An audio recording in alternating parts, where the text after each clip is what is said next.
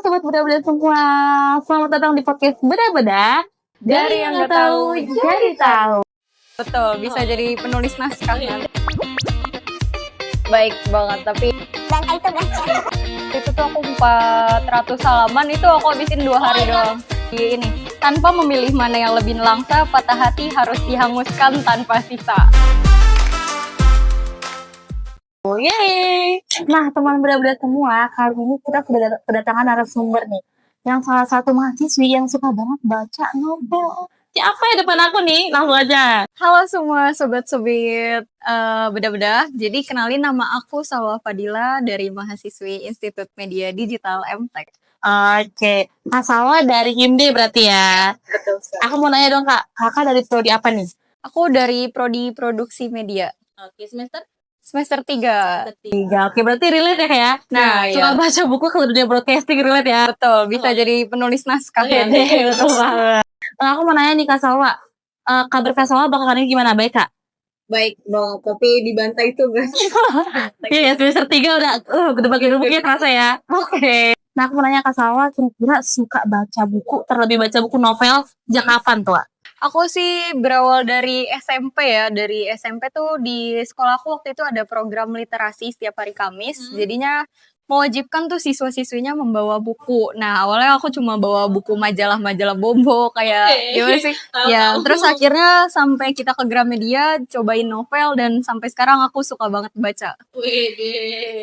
Oke, tapi aku mau nanya Kak, buku yang Kakak baca tuh yang novel tuh kan biasanya tebel-tebel ya? Iya. Itu Kakak tuh pernah yang kayak baca sampai habis atau suka kayak udah lah gue bosen ninggalin aja atau gimana tuh? Enggak sih, biasanya aku selalu sampai habis. Waktu itu tuh aku 400 halaman itu aku habisin 2 hari doang. 2 hari 400 halaman? Iya, betul. Iya seriusan? Iya, karena aku jadi lebih suka baca novel dibandingkan nonton filmnya gitu. Karena imajinasinya jadi tokoh-tokoh yang aku baca tuh sesuai imajinasi aku. Oke. Kalau di TV tuh suka melenceng ya? Makanya aku kurang suka kalau dari novel dijadiin film. Karena gak sesuai, kok imajinasinya beda ya sama imajinasi gue tokohnya gitu.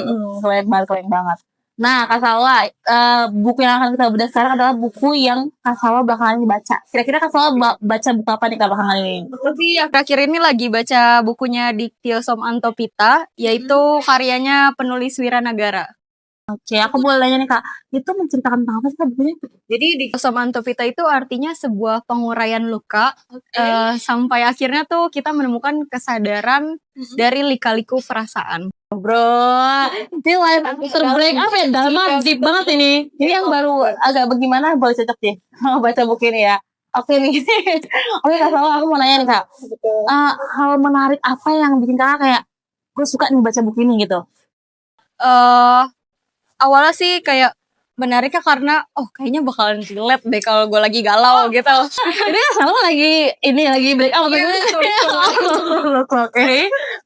Relate banget gitu kayak karena di buku ini bener-bener di halaman pertama tuh kita bener-bener kayak relate banget, sakit banget. Kita bener-bener dibikin sakit sama tulisan-tulisan di buku ininya.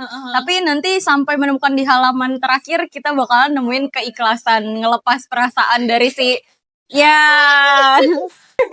Berarti setelah dia diterjang dia dikasih obatnya ternyata yang gak dilepas gitu ya. Oke. Nah Kak, setelah Kakak baca buku ini, aku mau nanya nih, ada gak sih insight atau gak pesan apa nih yang Kakak kutip dari buku ini untuk sobat bedah-bedah semua? Dari buku ini sih yang aku kutip ya kalimatnya, yaitu nih tanpa memilih mana yang lebih nelangsa, patah hati harus dihanguskan tanpa sisa.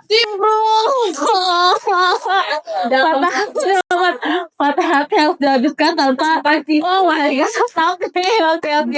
Oke, kasih banyak banget Kak Salwa tuh waktunya untuk sobat bedah-bedah kali ini. Semoga sobat bedah-bedah dapat mendapatkan insight yang positif ya.